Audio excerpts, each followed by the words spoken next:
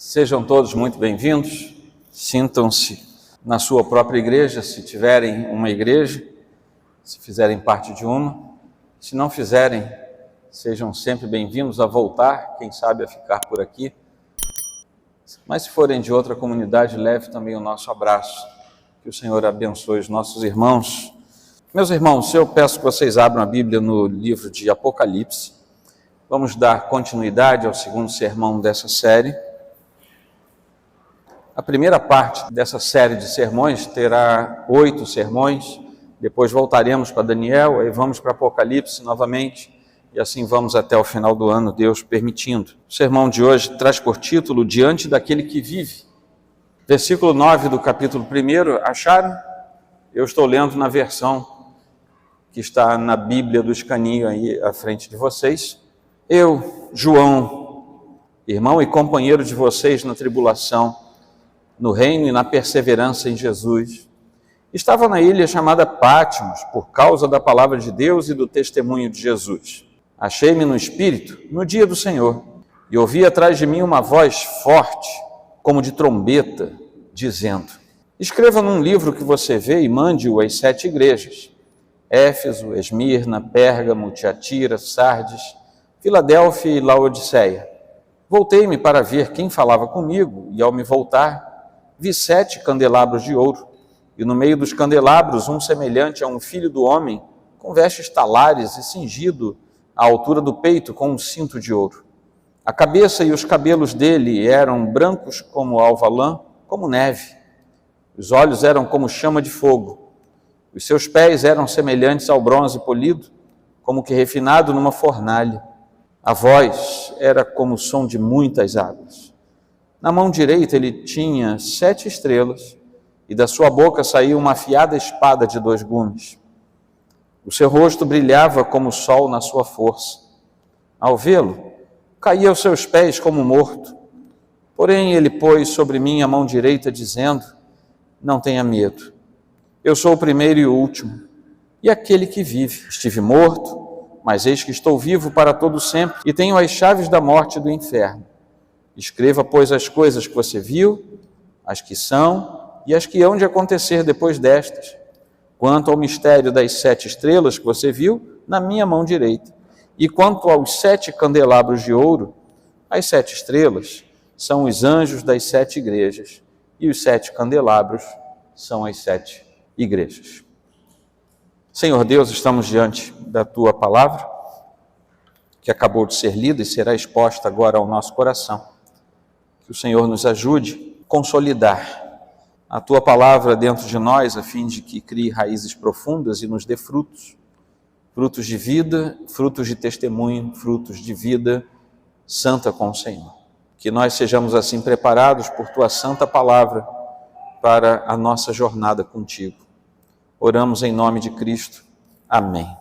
Bom, uma vez que João tinha completado a sua introdução, na qual ele exalta o Senhor em sua doxologia, como nós vimos no último sermão, ele passa então a descrever uma visão simbólica de Cristo em sua glória e em seu relacionamento com a própria igreja. E João faz isso ao começar um processo pelo qual ele revela a sua transcendência divina. Seria muito simples João agora descrever: olha, há uns 60 anos atrás eu andei pessoalmente com Jesus, o Deus homem, o Deus encarnado, e ele era assim, assim, assim. Isso seria fácil.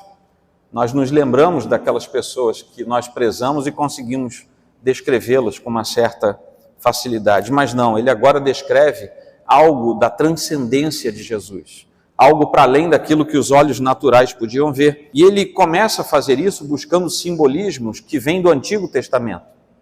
Várias dessas coisas que ele descreve são, na verdade, símbolos que ele traz do conhecimento que ele tinha como sendo um hebreu de nascença, ele traz lá do Antigo Testamento.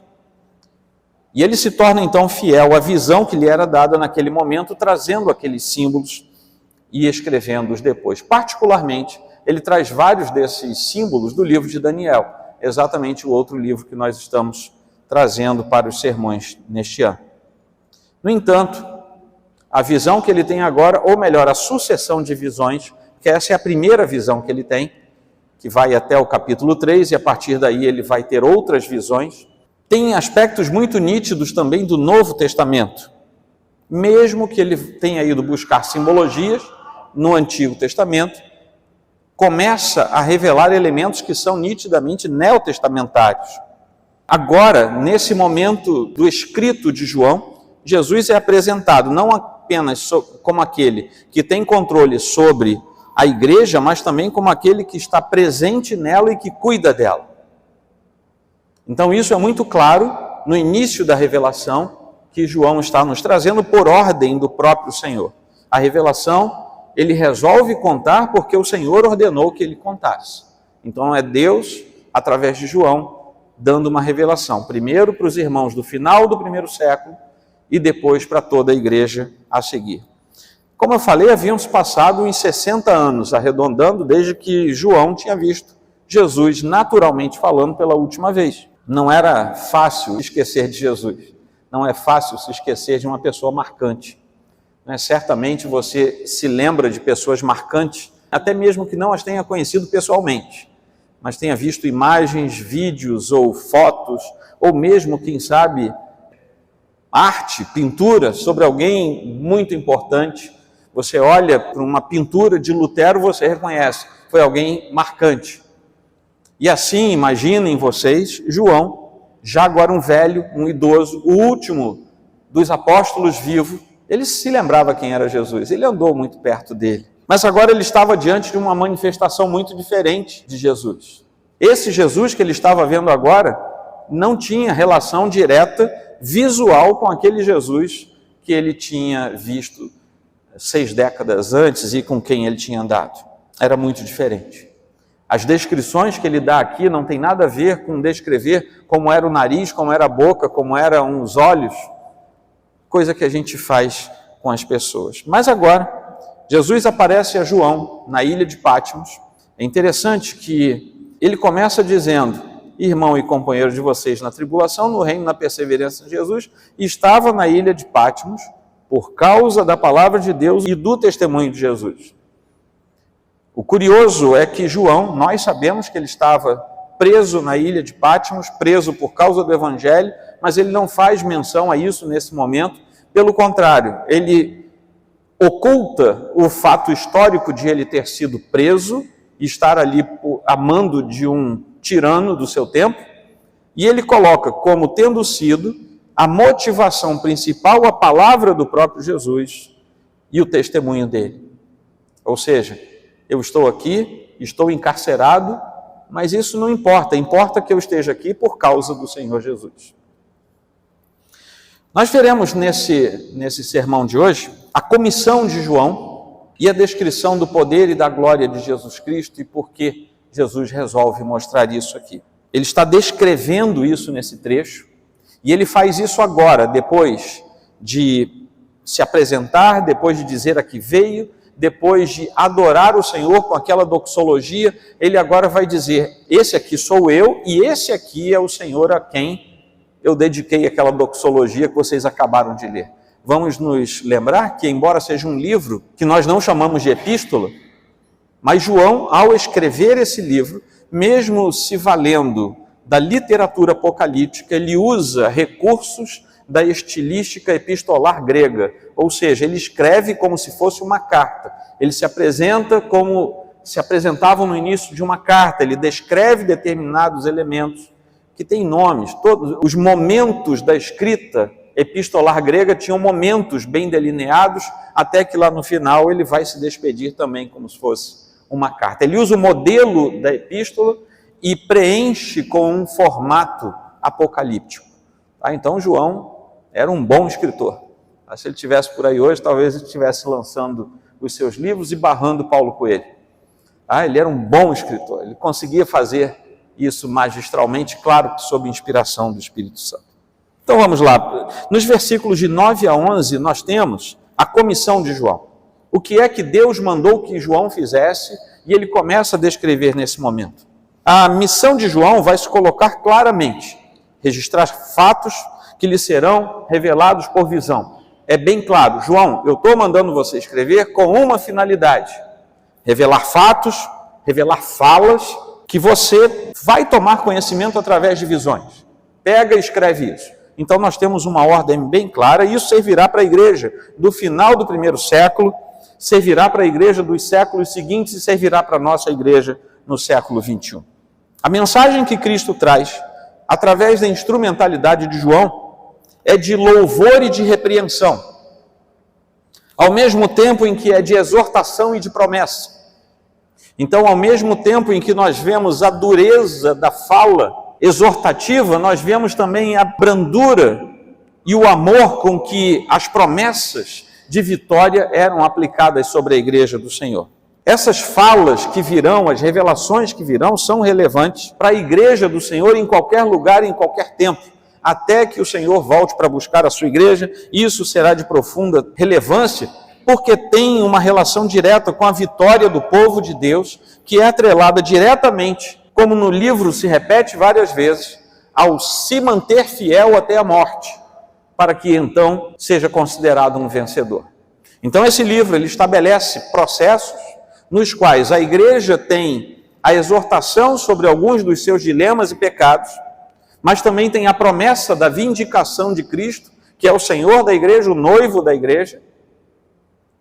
Há promessas de manutenção e há exigências. Por exemplo, mantenha-se fiel até o final, para que a coroa seja posta na sua cabeça. Você tem que ser fiel até o final. Alguns profetas, como Isaías, no capítulo 30 você pode ver isso, versículo 8, ou mesmo Jeremias, lá em 36, 28, por exemplo, você vê que eles recebem ordens para escrever alguma coisa. Mas o natural do Antigo Testamento era que a revelação que seria escrita depois fosse uma revelação ou por sonhos, que era também bastante comum, ou o que era mais comum ainda era o homem de Deus, o profeta, dizer: veio a mim a palavra do Senhor dizendo. E com isso nós entendemos que a praxis da revelação divina no Antigo Testamento, via de regra, era através do ouvir. Deus falava para determinados homens, ele não saía falando indiscriminadamente, ele falava para determinados homens e ordenava que aquela sua fala reveladora fosse distribuída no meio do povo de Deus para alguma motivação, exortação, promessa, enfim, qualquer que fosse o destino daquilo. A voz do Senhor era a motivação e o meio primário que nós vemos no Antigo Testamento para que o Senhor revelasse a sua vontade. Agora, a primeira vez que ele tem um contato direto com a informação objetiva que ele precisa, lá no versículo 11, diz assim: ele ouve uma voz e ele se vira. Aliás, ele ainda não se vira, ele ouve a voz que diz para ele assim: escreva o que você vê. Isso se confirma depois no fechamento do trecho, lá no finalzinho, no versículo 19, quando aquela voz volta a dizer: escreva o que você viu. E aqui nós fechamos um elemento, eu falei na semana passada, que João tinha inaugurado o processo do tempo, e o tempo passa a ser muito importante em Apocalipse. Agora, aquela voz diz: escreva o que você vê. No final, ele diz: escreva o que você viu. Ou seja, esse interregno é importante que você registre exatamente como eu acabei de falar. E ali nós temos uma moldura. De vez em quando eu falo para vocês da moldura do texto bíblico. Começa e fecha dizendo o que deve acontecer ali dentro. Era o dia do Senhor. Está lá no versículo 10. Isso não é à toa. Ele foi chamado a essa missão no dia do Senhor. E João começa dizendo: eu, João, e se apresenta como irmão e companheiro. Ele tinha autoridade, tinha experiência, tinha história de 60 anos para dizer: eu, João, apóstolo, o último que sobrou, o melhor de todos, o que está vivo, sou tão bom que todo mundo morreu, eu estou aqui vivo. Ele poderia ter feito um monte de coisa, ele poderia ter enchido o balão da sua alma, a sua vaidade poderia ter crescido, mas ele se coloca no lugar de servo. Ele diz: eu sou João, irmão de vocês, companheiro de vocês, eu sou servo junto com vocês. Eu não preciso, graças ao bom Deus, que o Senhor venha furar o meu balão com alfinete para eu cair no meu lugar. Eu sei quem eu sou servo eu sou irmão de vocês, eu sou companheiro de vocês. E aqui nós temos uma claríssima evidência de que soberba não faz parte da comunhão dos santos. Soberba não faz parte do elemento principal daqueles que são verdadeiras testemunhas do Senhor. Meus irmãos, nessa altura do campeonato, João era quase um super apóstolo. Todo mundo tinha morrido.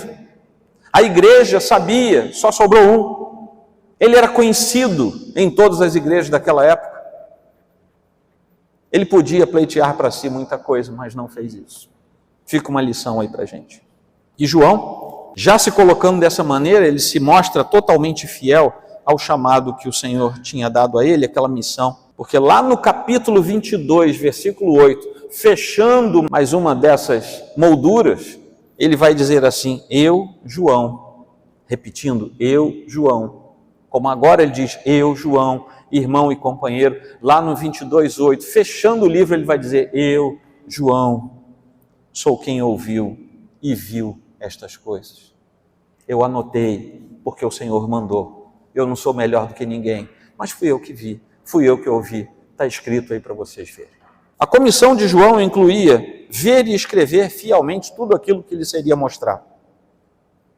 Se você prestar atenção, eu não sei quantas vezes eu li esse trecho aqui, mas se você prestar atenção, é difícil imaginar o que João descreve. E olha que a gente está no comecinho, ainda tem 21 capítulos aí depois. Está no comecinho, mas é difícil a descrição para a nossa mente natural. Dentro do nosso conceito reformado, nós entendemos que ali se contém vários processos simbológicos. Talvez nem tudo, ou quem sabe nada daquilo, seja totalmente literal daquela forma, mas todo símbolo que carrega é sim verdadeiro e literal.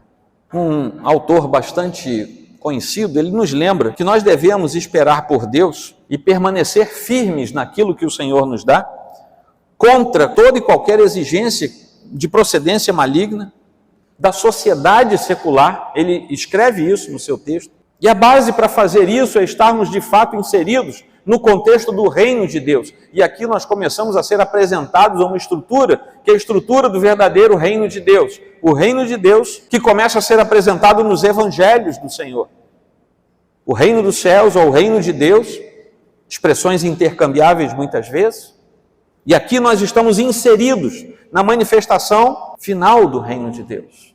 Estamos começando a entender alguma coisa por detrás dessa história. E a base para nos mantermos firmes é rejeitar o processo da secularização, da secularidade, e estarmos de fato inseridos na amostra do reino de Deus, que nós temos chance de ver, de ouvir, de sentir, de comungar e de juntos andarmos na presença do Senhor.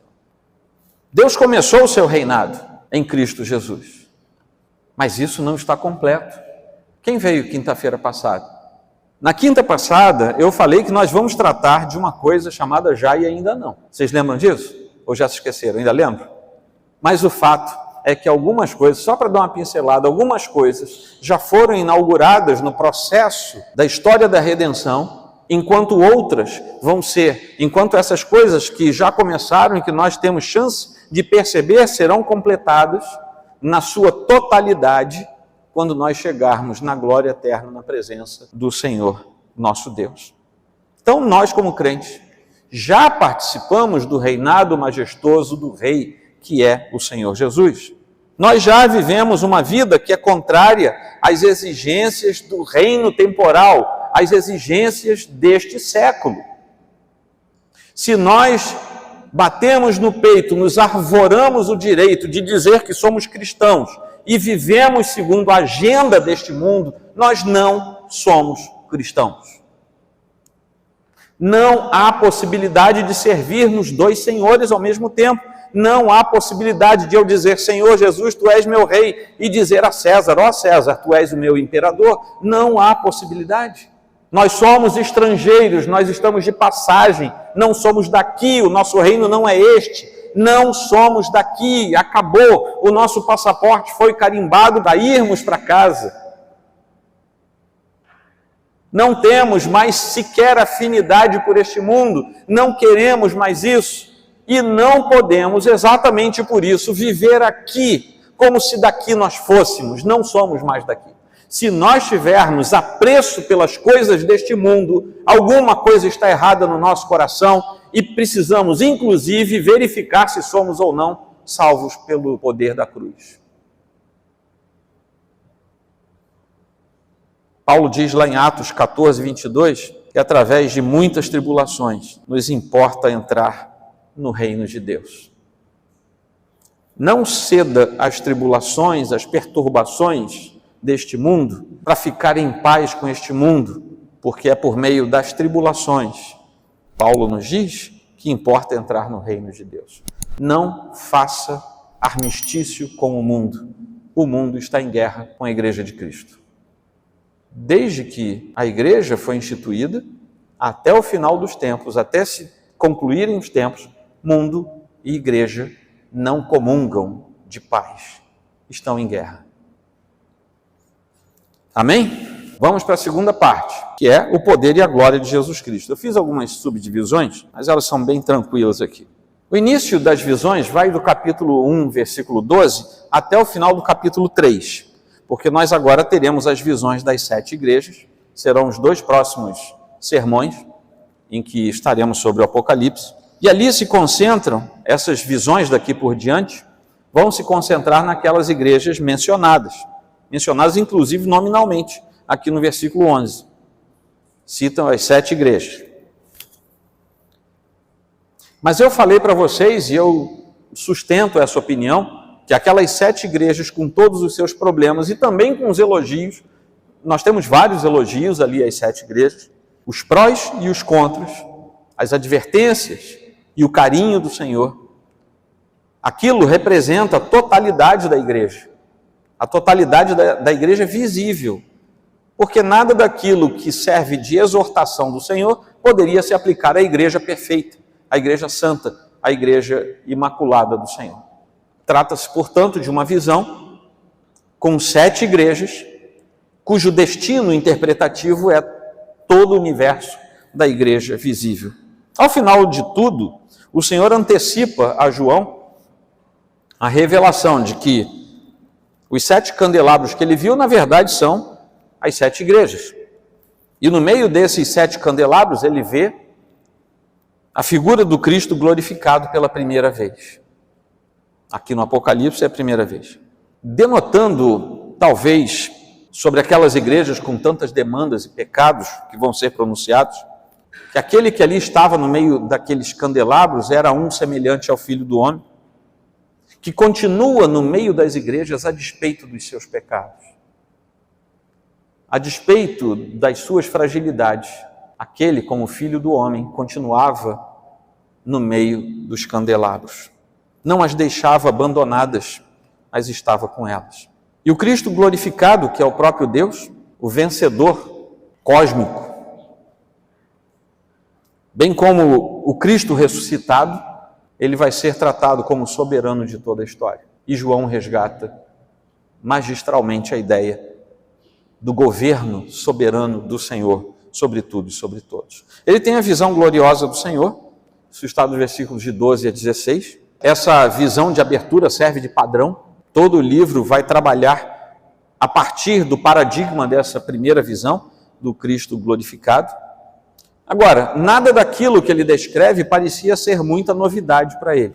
Só que agora ele contemplava tudo ao mesmo tempo. Ele tinha tido visões esparsas de quem era o Jesus transcendente, só que agora ele está vendo tudo junto. Vamos nos lembrar que João esteve no Monte da Transfiguração e ele viu alguma coisa que também o texto de Mateus 17 não consegue traduzir direito, não consegue dizer o que era.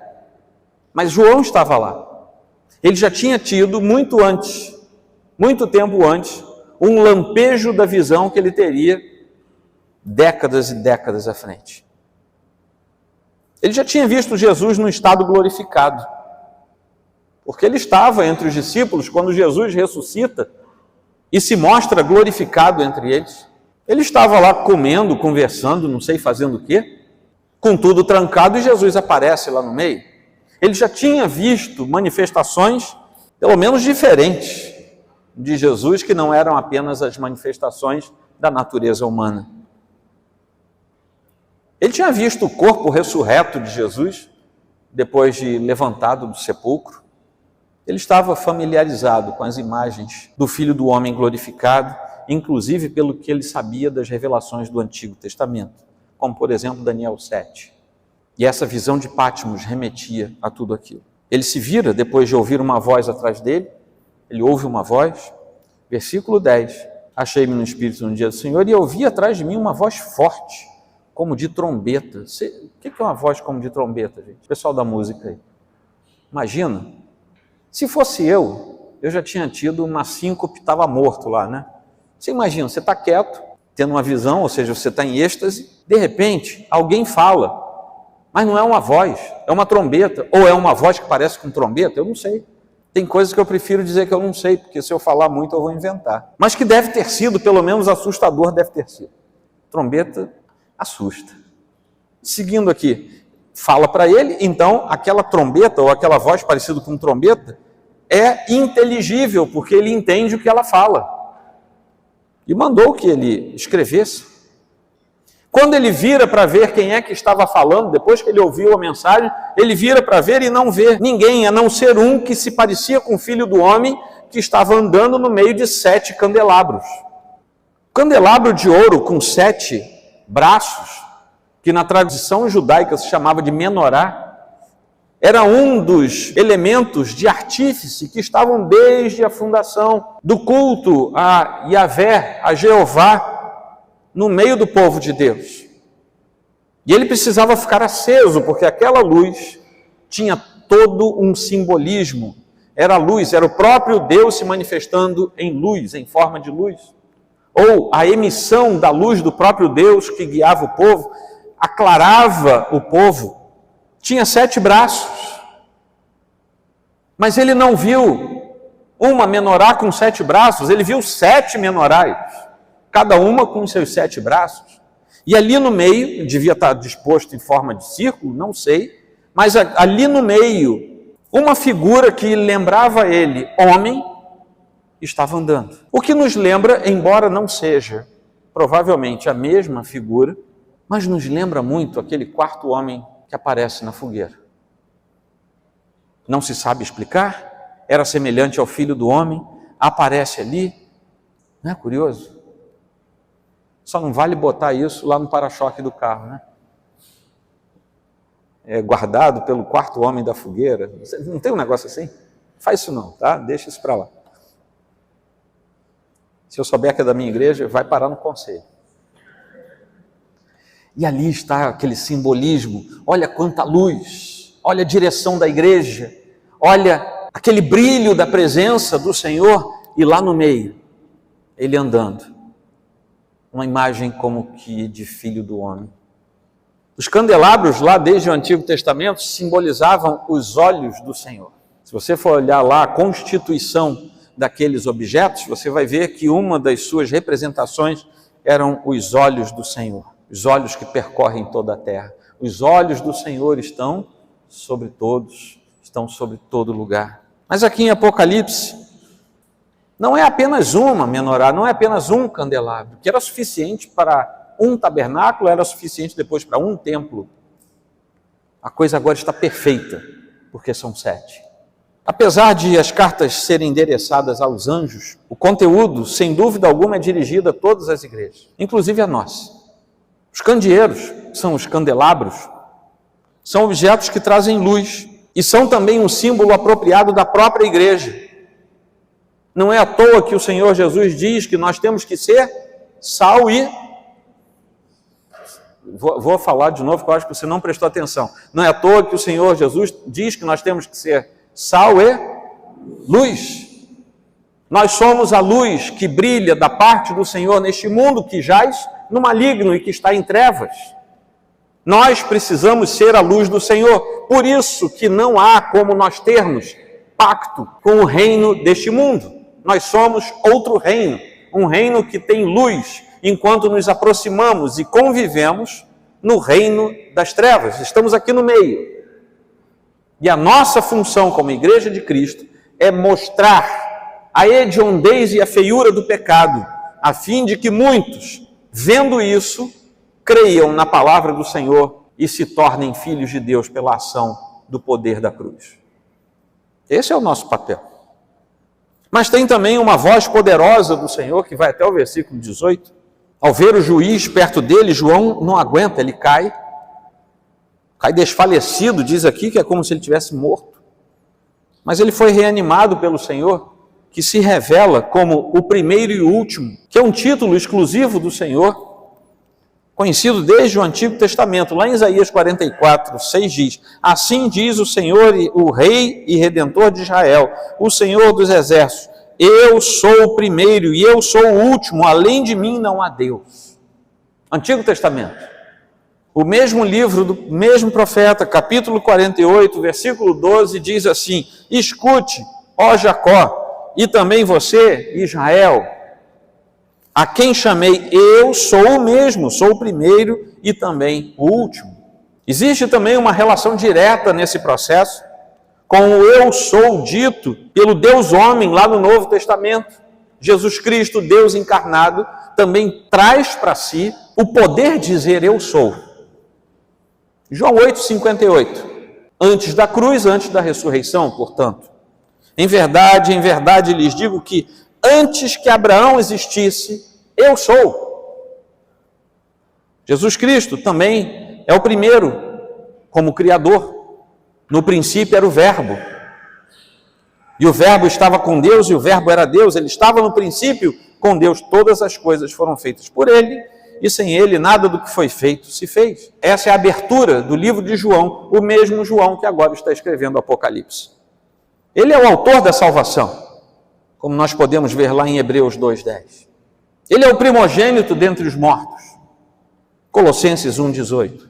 Jesus Cristo é aquele que levará tudo à consumação.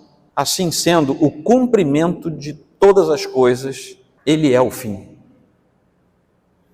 Ele é a finalidade de tudo. Ele é quem leva tudo ao cumprimento.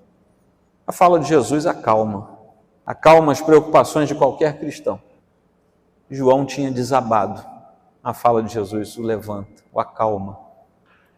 Em qualquer tempo, sob qualquer circunstância, a voz de Cristo acalma o coração. Ele começa lá na parte B do versículo 17, dizendo: porém, ele pôs sobre mim a mão direita, dizendo: não tenha medo, eu sou o primeiro e o último, e aquele que vive. Não tenha medo, não se assuste, tenha calma. Não faz mal, João, se você não aguentou e caiu. Eu estou aqui, eu sou o primeiro, sou o último. Estou aqui para resolver os dilemas da sua existência. Estou aqui para resolver o vazio da sua alma. Porque meus irmãos crentes também têm tudo isso, viu? João era crente e teve tudo isso. Jesus diz: não tenha medo. Ele era a expressão exata do ser de Deus. Hebreus 1,3 fala disso. A expressão exata do ser de Deus. Jesus aqui mais uma vez personifica a vida, como já tinha falado antes, quando ele diz: eu sou o caminho, a verdade e a vida. Ele fala isso lá em João 14,6. O mesmo João novamente é quem registra isso. E registra antes. Mas ao mesmo tempo Jesus pode dizer sim, embora ele diga eu sou a vida, ele pode dizer eu estive morto. Em referência à sua morte vicária na cruz, não a morte como um incidente, mas em referência à sua morte vicária sobre a cruz, que foi o lugar da sua vitória sobre a morte, em favor daqueles que ele próprio levou salvos até o Deus Pai. Hebreus 2, 14 e 15. Ele conclui então que ele tem as chaves da morte e do inferno. Ter as chaves é o símbolo de ter plena autoridade. Por que você pode entrar na sua casa com chave? Porque você tem plena autoridade sobre o seu lugar. É isso que acontece. Se você dá a chave da sua casa para alguém, você deu plena autoridade para aquela pessoa entrar na sua casa. E assim o Senhor acalma João. E sabe o que é mais gostoso disso tudo? O mesmo Senhor está aqui nesta noite. E tem um monte de gente aqui precisando da calma do Senhor. Inclusive eu. Eu não sei o que você pode estar passando hoje. Eu não sei se você se encontrou com Deus e desabou. Ou eu não sei se você desabou porque ainda não se encontrou com Deus. mas eu só sei que Ele tem uma expressãozinha para cada um de nós. Ele vai botar a mão no nosso ombro e dizer assim: levanta, não tenha medo, porque eu estou aqui com você.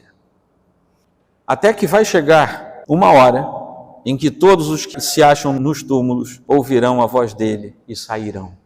Finalmente, seremos totalmente acalmados e apaziguados, porque depois desse dia em que ouvirmos a voz do Senhor, a mesma voz que diz ao longo de toda a nossa existência, não tenha medo, um dia vai dizer também para nós: sai desse túmulo, e também vai nos dizer em seguida: bem-vindos. E aí nunca mais Ele vai precisar dizer para a gente: não tenha medo, porque isso terá ficado lá fora. E veio a ordem final então, versículos 19 e 20. João deve escrever sobre as coisas que ele viu, que apontam para aquela aparição de Jesus, ainda no capítulo 1, é onde nós estamos agora, especialmente a partir do versículo 9. Aquelas coisas que são, que se refere ao estado das igrejas, que o Senhor vai mostrar, vai dizer o que elas precisam fazer, vai dizer em que circunstâncias elas estão, capítulos 2 e 3, e depois as coisas que hão de acontecer, que haverão de acontecer depois destas, capítulo 4 em diante.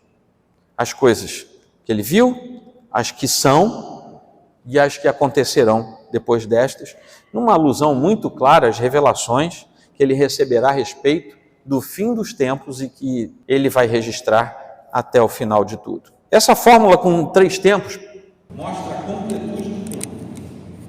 Todo o tempo. Não há um tempo que se fora do presente e passado. A reta do tempo estará necessariamente contida dentro desses 3 tempos. O que foi, o que é e o que será. Ele tem domínio sobre todo o tempo, porque ele é criador do tempo. Ele tem domínio sobre a história, porque ele age na história. Ele é aquele que vive e que pode dizer: estou vivo para sempre.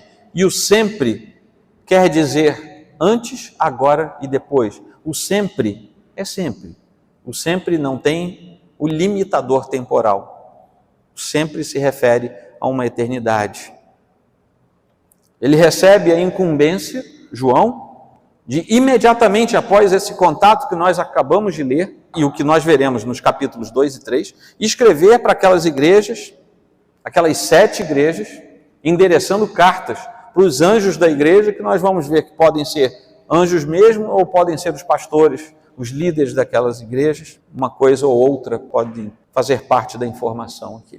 Durante todo o Antigo Testamento, Israel tinha um princípio de unidade por causa de um Deus único. Era isso que deixava Israel unido. Era o fato de terem um só Deus para eles. Aquele Deus regia os destinos da nação. Aquele Deus advertia: cuidado, não façam isso, porque senão vocês vão ser levados como escravos. Israel desobedecia, aquilo acontecia. Mas Deus graciosamente depois providenciava um meio de eles voltarem para a terra da promessa. Quando a igreja de Jesus Cristo foi instituída, quando as igrejas foram fundadas, a igreja de Cristo é instituída, igrejas depois são fundadas, as diferenças linguísticas, nacionais, culturais, eram importantes naquele momento do 1º século, não eram importantes no Israel do Antigo Testamento, mas agora eram importantes. Eles estavam sob o Império Romano, as línguas, tanto a língua clássica quanto a língua comercial do dia a dia, não eram as línguas naturais dos hebreus. Os hebreus da diáspora, muitos deles não falavam mais o hebraico. Tanto é verdade que no dia de Pentecostes, muitos foram usados para falar em línguas que desconheciam, a fim de que aqueles que tinham vindo da diáspora para se encontrarem no templo entenderam a mensagem do Senhor, porque aqueles irmãos que estavam reunidos no cenáculo falaram nas suas línguas de origem. O que quer dizer, o sujeito veio de Roma, ele só falava latim, mesmo sendo um hebreu de nascença. Pois bem, Deus usou alguém para falar em latim naquele dia. Era isso que estava acontecendo ali. Todas essas igrejas, no entanto, com as suas diferenças, confessavam Jesus Cristo como seu Salvador e passavam a expressar também, a exemplo do povo de Israel, uma unidade, só que a unidade agora estava em torno da figura do Cristo morto e ressurreto.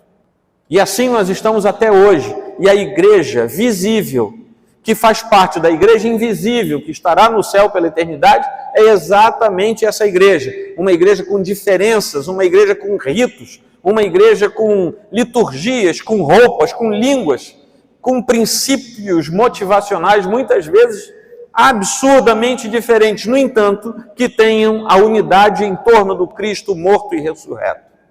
É essa igreja, multiforme, desde que faça parte da igreja invisível do Senhor, da igreja santa e imaculada, é essa igreja que vai chegar na glória eterna. Amém? Posso aplicar? Jesus Cristo é o primeiro e o último. Ele é o início e Ele é o fim. Não se esqueçam disso. Saber que Jesus está no início e no fim da história humana e que Ele estará conosco, precisa, dia após dia, nos encorajar e nos fazer andar cada vez mais uma vida de santidade. Porque quanto mais buscarmos a vida de santidade, tanto mais estaremos afastados de uma vida mundana. Santidade e mundanismo são antagônicos. Eles não conseguem andar juntos. Ele não se poupou, ele foi até o final, ele se deu integralmente. Por que a gente tem mania de querer se poupar? Ele se entregou por nós. Desde a eternidade, o Cordeiro foi imolado antes da fundação do mundo. No tempo e na história, ele se manifesta como Deus encarnado e é crucificado. Mas o plano é eterno. A natureza da escolha de Deus é eterna. Então, Jesus é o primeiro e o último. Não vamos nos esquecer disso. Amém? Segunda, cada crente, cada igreja, mesmo com o enfrentamento dos seus dilemas, problemas, dificuldades, pecados, deve manter-se fiel ao Senhor. Porque somente sendo fiel ao Senhor será luz. Vamos nos lembrar daquilo que nós vimos hoje nesse texto. Se não formos luz, não servimos para nada. Assim como se o sal for insípido, ele só serve para ser pisado, a luz apagada não serve para nada no meio da escuridão. Nós devemos nos manter firmes e fiéis diante do Senhor em meio às trevas da nossa geração. Não podemos nos apagar porque entraremos em trevas. Precisamos estar com a luz brilhante em nós, a fim de que sejamos luz para que as trevas se dissipem, não o contrário. Quando uma igreja deixa de portar a luz do Senhor, a luz que Ele lhe dá, como veremos numa das igrejas, o Senhor diz, eu vou remover o candelabro daí. Amém? Essa foi a segunda. Terceira, assim como Jesus diz a João, para não ter medo, porque ele é a expressão exata do ser de Deus, sendo ele próprio Deus eterno, Deus vivo, ele nos fala a mesma coisa ainda hoje. O Senhor Jesus está ao nosso lado, pela ação inequívoca do Espírito Santo, e ele continua dizendo para nós hoje, como eu falei antes, não tenha medo, sossega o seu coração, fique tranquilo, que o Senhor resolve os dilemas da vida. Se eu fosse falar para vocês os meus dilemas da vida, eu ia passar a noite falando, e você não ia resolver nenhum deles, que compete ao Senhor fazer isso por nós. É bem verdade que muitas vezes ele usa meios ordinários, mas isso procede do Senhor e não da nossa boa vontade. Quarto, são só 5. Jesus viveu entre nós, esteve morto, mas ressuscitou. Ele derrotou a morte e porque derrotou a morte nos deu a vida eterna. Ele se revela à igreja como sendo noivo bondoso, que espera ansiosamente pela noiva, não no sentido de ficar nervoso, mas de querer logo.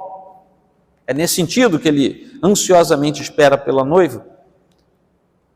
Foi antes para o lugar em que as bodas acontecerão, e ele falou, eu estou indo na frente porque eu vou preparar o lugar, eu vou arrumar as coisas, vai ter uma boda, a gente vai consumar Esse encontro, o noivo e a noiva, tem até uma coisa: eu estou bebendo e comendo pão e vinho com vocês, eu não vou beber mais desse vinho até um dia em que vamos beber novamente.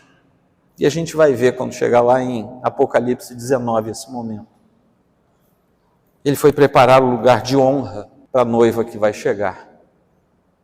Aí a pergunta que eu faço para a gente hoje: você está se enfeitando, se adornando, se vestindo como noiva do Cordeiro? Você está inserido num processo em que a noiva está adornada? Porque só vai entrar na presença de Deus a noiva cujas vestes forem imaculadas.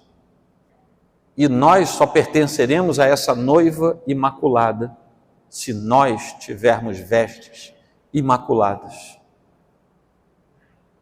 Não há pecado na noiva. Não há mundanismo na noiva, não há contrariedade na noiva, não há eu acho na noiva,